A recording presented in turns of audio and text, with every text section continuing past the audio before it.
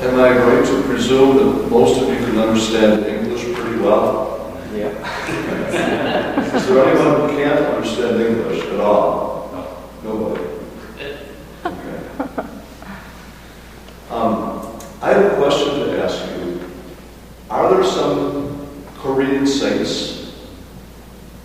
Yes. Who? Saint Andrew. Our church name also is one of the saint name. Yeah, Saint Andrew, Andrew Kim. Andrew Kim? Yes, That's it's the first patron priest in of Korea. Of this parish. Yeah, exactly. That's our church name. Was he a martyr? Yes. Did he have other people who were martyred with him? Yes. Okay. Now, let me ask you another question. Are most of you from South Korea? Yes. So nobody's from North Korea? No. Yeah, some of them born in North Korea. Born in North Korea, but they live south after Yeah, that's Korean War. See him. Okay. So then you understand very much the idea of people being divided against one another. You understand that? Yes. Like you heard in the gospel today, a father will be divided against his son, and the son against his father, and the mother against her daughter, and so forth. That's one of the things in this world that we have to learn to live with, but go beyond. So what I want to talk to you today a little bit about is prophecy and being a prophet. Do you know that when you were baptized, the words that were used were something like this: as Christ was anointed priest, prophet, and king, so may you live a life worthy of the call that you have received today. So I don't want to talk about the priestly part of that or the kingly part of that today, but I want to talk about the prophetic part of it, being a prophet. Okay? And I want to start by saying something about Pope Francis. I believe that Pope Francis is a prophet for our time. I would like to explain to you why I say that. First of all, I think that he's a very vulnerable man. His life is very much at risk today because of the way that he's going out and being with people. You probably have read or seen or heard about how much he's trying to do to change the face of the church, to make our church more welcoming to all people. A couple of the things that he has done and has said is that priests ought to get out of their stuffy sacristies and go and be on the streets with the poor and the marginalized. He said you should become priests who smell like your people, like a shepherd smells like his sheep.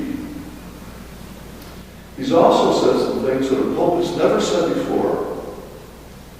And he said that we have to have more mercy and compassion on single parents and their families. And we have to have more mercy and compassion on those who are divorced and remarried. And he also said that we have to be more welcoming of the gay community.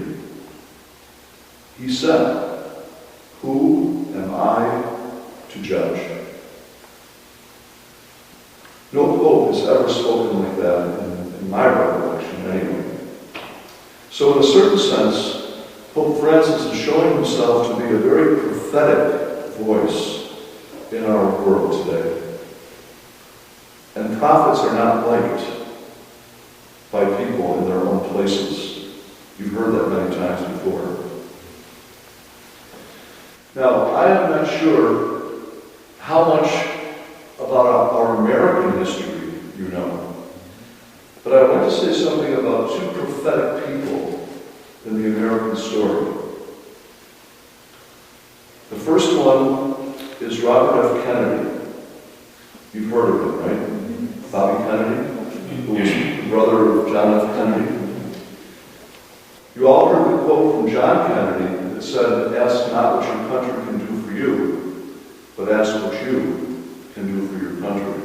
Well, Bobby Kennedy quoted a man by the name of Alfred Lloyd Tennyson, and he said this. He said, "Some people look at things and see them as they are and ask why. I see things that are not and that could be and ask why not." Now, you know Bobby Kennedy was assassinated in 1968.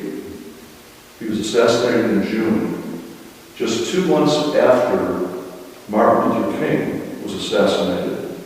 And he's the one who talked about having a dream and setting people free.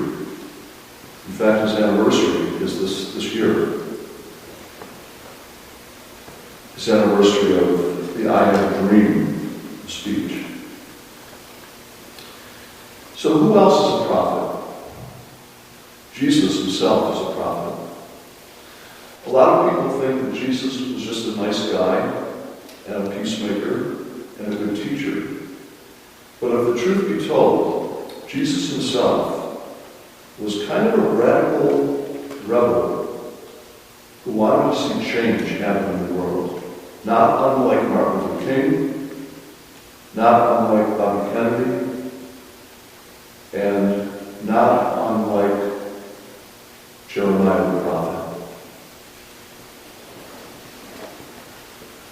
I don't know if you heard that in the story today from the first reading, but in the first reading it was said that Jeremiah was thrown into a cistern.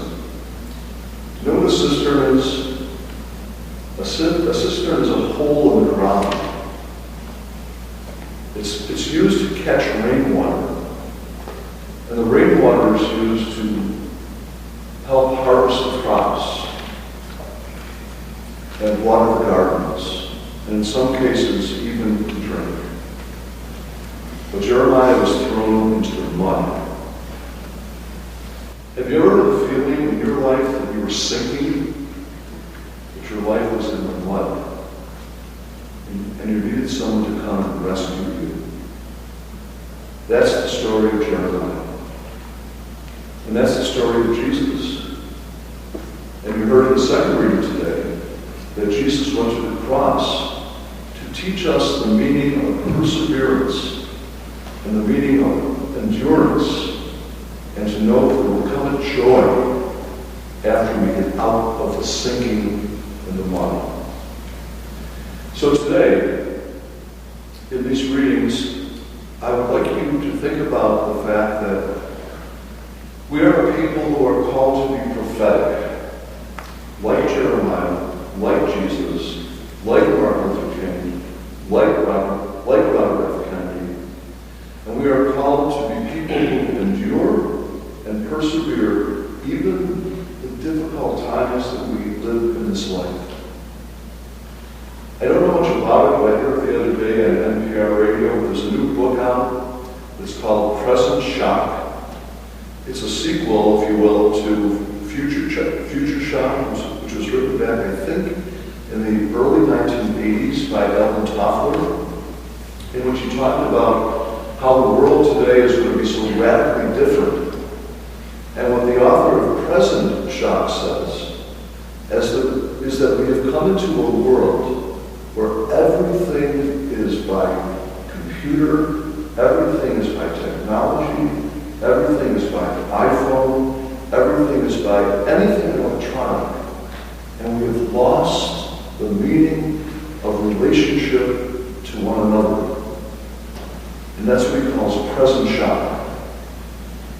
And so what I want to ask you to think about today, besides being prophetic, like the people I mentioned before, how can we help people to move beyond the electronic and the digital and the computer into new ways of living that brings back our humanity and brings us back to a way of life in which people simply learn again